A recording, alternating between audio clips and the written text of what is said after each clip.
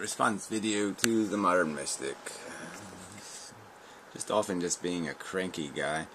So anyway, he's making this subjective suffering argument, and he's, in my opinion, just not getting that there's two versions of subjective and objective, and that people are just interchanging them, and they're doing it to their convenience. Okay, so there's this idea of a subject and an object, and then there's this idea of something that is tainted by a subjective personal bias, like it's subject to interpretation, like chocolate ice cream is better than vanilla ice cream. You know, and they're basically trying to say that suffering is like chocolate and vanilla ice cream, okay? Like pain and pleasure are things that we could argue about what they mean. Like pain is really fun and pleasure is really horrible, or some kind of crap like that. So as soon as you interject the word subjective, they use it to say, oh, you're just having a, you've just misinterpreted chocolate ice cream. You know, you're just making it up, you're just opining on chocolate ice cream. They've turned everything into some kind of idiotic, I rubbed up against it and got an impression, rather than let's sit there and take the world in, take the facts in, and describe reality. So if this was a trial, there's a difference between evidence, right? There's hard evidence, and then there's hearsay evidence, right? You could say. And that's the problem. You want to have something called that hard kind of evidence, not the circumstantial kind of evidence. And they want to turn everything into circumstantial evidence, meaning that, oh, that's only subject to your interpretation, and therefore I can ignore it. You know, that kind of crap. And you should know that by now. And so, well, anyway, so he's just basically saying, okay, there's one subject who's having fun torturing 100 subjects who are being tortured. And, well, why don't we just get everybody's opinion? Everybody will agree that it's stupid for one guy to have fun harming 100 people, blah, blah, blah, and everybody will agree and it'll be fine. Well, that's not what happens, because there's a bunch of people saying, I don't want to account for the suffering, because they're basically, the guy torturing is their friend, or is their politics, or is their agenda, and they want to rationalize an excuse for the 100 victims. So they'll just make the victims go away by saying they're just subjectively thinking they're eating chocolate ice cream when they're really eating vanilla, and they really are confused, and they don't know what they're feeling, blah, blah, blah, blah, blah. And I'll play the ending of this video, then I'll just repeat myself again. Why do we need more? Why does the argument need more? Why would people need more? Okay, I'll say it again another way, just to say again back to the trial example. Because he also implied that I'm doing this in defense of antinatalism. No, I have this problem in defense of animal rights. I have this problem in defense of almost every philosophical position, because anybody who loses an argument always bails to the subjective crap. They always bail to the, well, that's just your opinion. They always run away from evidence. And if they can taint evidence by claiming that's not a valid thing, that only happens 999 million times out of a billion. You know, bullshit. That's not an absolute truth. Okay, they just use these outs. And so you have to establish the existence of philosophy's purpose in the first place, even as a principle. So that's another argument I'd make. That in principle, I'm not doing what you people are doing. I'm not looking for mob rule or a bunch of people to agree with me.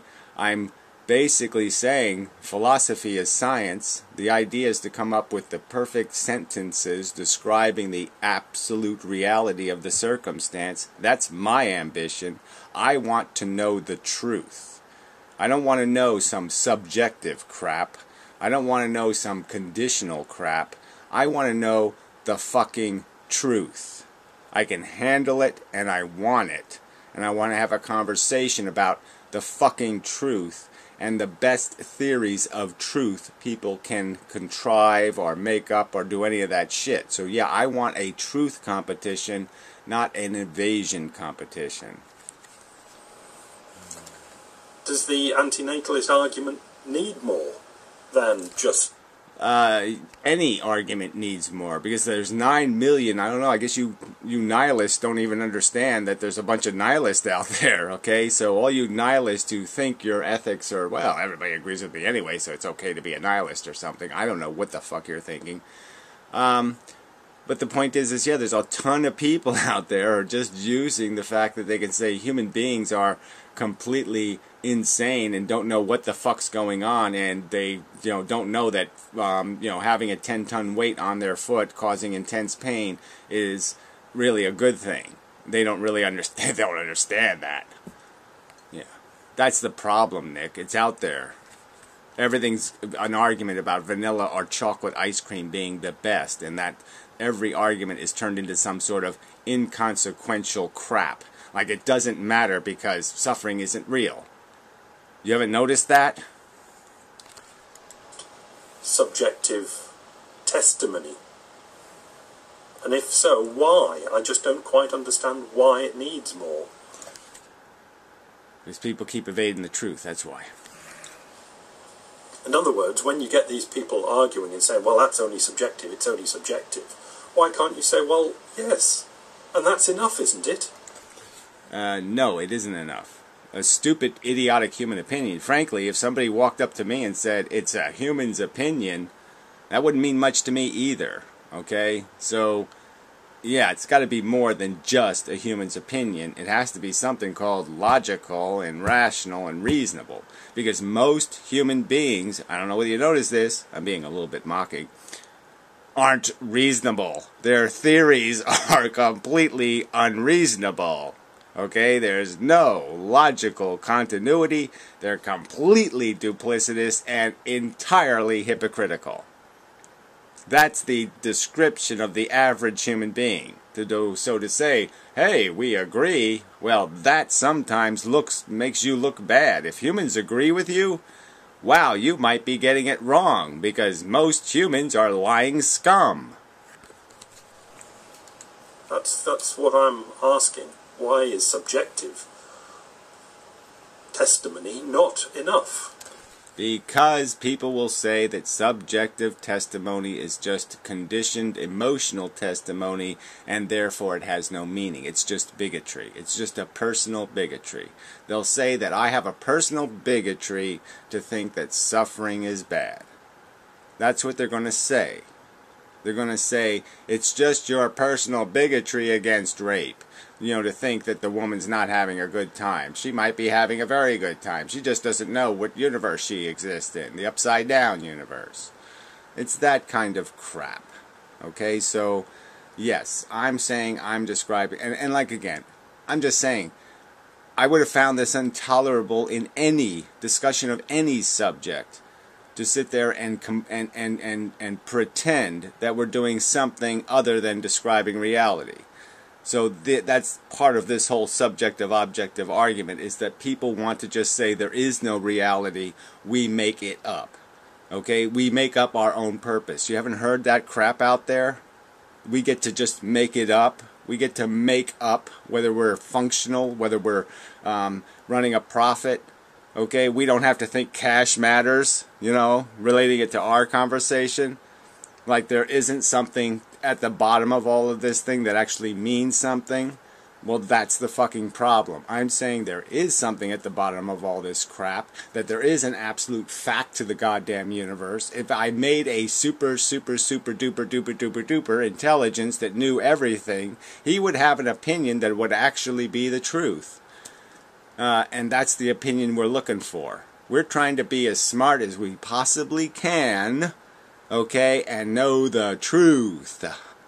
The truth. Not crap, not made up shit, not, humans making their own truth. No, the truth.